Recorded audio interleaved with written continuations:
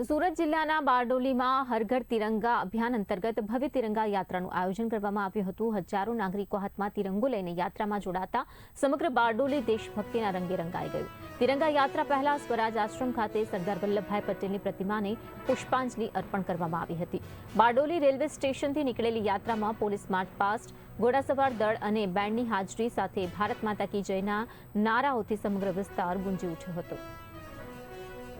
સ્વાતંત્રતા પર્વ 15મી ઓગસ્ટની ઉજવણીના ભાગરૂપે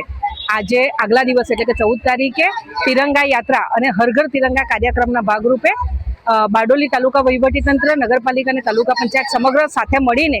એક તિરંગા યાત્રાનું આયોજન કરેલું હતું। સૌ લોકોએ આશરે 3500થી પણ વધારે લોકોએ આ તિરંગા યાત્રામાં સામેલ થયેલ છે અને ખૂબ જ ઉત્સાહપૂર્વક આમાં આપણે એની ઉજવણી કરી। રાષ્ટ્રીય પર્વ 15મી ઓગસ્ટના કાર્યક્રમ અનુસંધાને આપણા દેશના આદરણીય વડાપ્રધાન નરેન્દ્રભાઈ મોદીજીના આહવાન મુજબ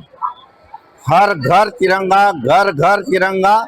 હર જન તિરંગા કાર્યક્રમ અંતર્ગત 13મી તારીખે હર ઘર પર તિરંગા લહેરાવવામાં આવ્યો અને આજે સરદાર નગરી એવા બારડોલી ખાતે 5000 કરતાં વધારે વિદ્યાર્થીઓ સાથે, પ્રશાસનિક અધિકારીઓ સાથે અને રાષ્ટ્રપ્રેમી આગેવાનો સાથે, રાજકીય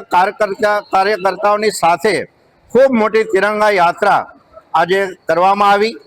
અને આ તિરંગા યાત્રા એક આપણી દેશભક્તિ અને એક રાષ્ટ્રીય એકતાનો સંદેશ લઈને આજે આ બધા જ વિદ્યાર્થીઓ અને આ રેલી